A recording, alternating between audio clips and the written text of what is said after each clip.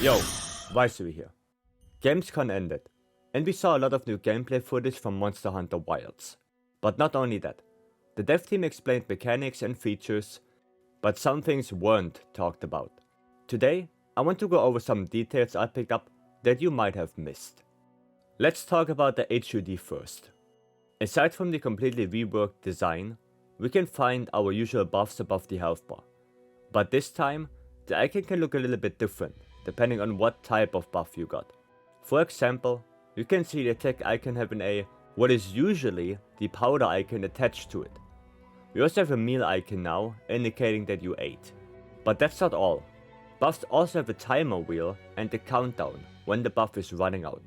Some run out faster than others, but it's nice to see an indication for that. No more guessing. We now also have a visible cooldown of specialized tools, debuffs like Water Blight, and even the quest time, all visible without entering any menu. A really nice quality of life change. One thing that is still a mystery to me is the timer in the upper left corner.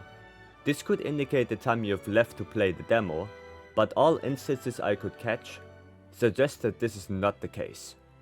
It does reset, and sometimes even shows 40 plus minutes. If anyone has an idea what this could be, let me know in the comments. When talking about buffs, we also have to mention the Palico. In Wilds, it seems the Palico has all the important gadgets from World by default. We can see the Wrath of Meow, the Palico healing the player, and even using a horn to increase the hunter's damage. I wonder if the Palico level does increase the variety of buffs, or if we can unlock more things. Sharpness is a big factor in any Monster Hunter game. Wild seems to take both Worlds and Rise's approach and combine them. We have one big sharpness bar in one color like in World, but it is sectioned like in Rise. The next sharpness level is indicated by a yellow line. As soon as you drop below that, the line shifts to the next sharpness level breakpoint. Honestly, I'm not sure what to think about that. Especially in late game if you have 6 or even 7 different sharpness levels. I have the fear that it's not visible enough how much sharpness you have actually left. The item pouch also got a bit of a rework. When opening the item pouch, we can see all the available items and some stick out to me. That we have infinite whetstones is nothing new. While above it we can see throwing knives returning from Sunbreak, and above that we have infinite paintballs. I did not see any information on how they work if we already have scout flies and the sacred that can both track monsters, but maybe paintballs have a special ability. In the item menu we can also spot that a maximum of 25 items can be taken with you without the fixed items. Also, all ingredients that can be used to cook a meal have a separate icon in the corner. While the menu is open, we can take a quick peek at the settings. A lot of normal settings that we already know, but some caught my eye. The addition of decimals in damage numbers. I'm not sure why Capcom decided that, but for all the math heads out there, me included, it's a nice little thing. More numbers are always better. Let's move away from that and talk a little bit about gameplay. Tracking is back and now rewards you more. We can see the same tracking from World with the scout flies highlighting the track, but this time every track that was picked up gave you a material.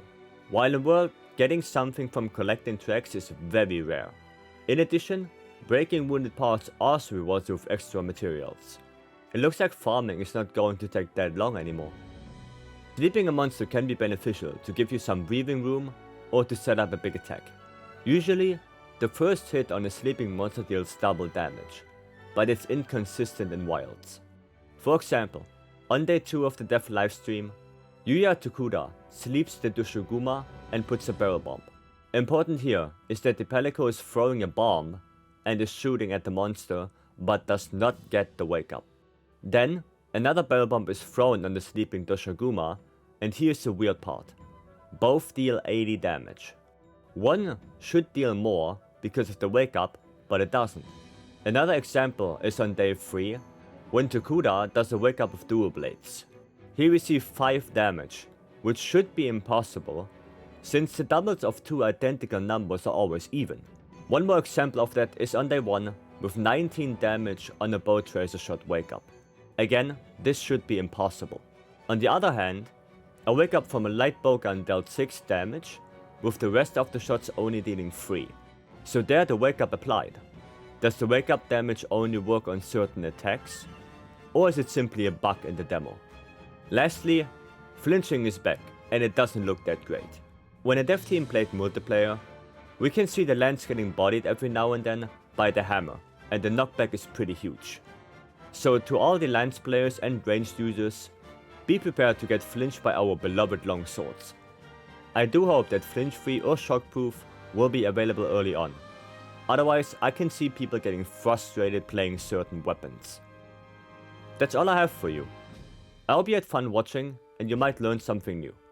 Don't forget to leave a like and subscribe if you want to see more. Thanks for watching, have a good one.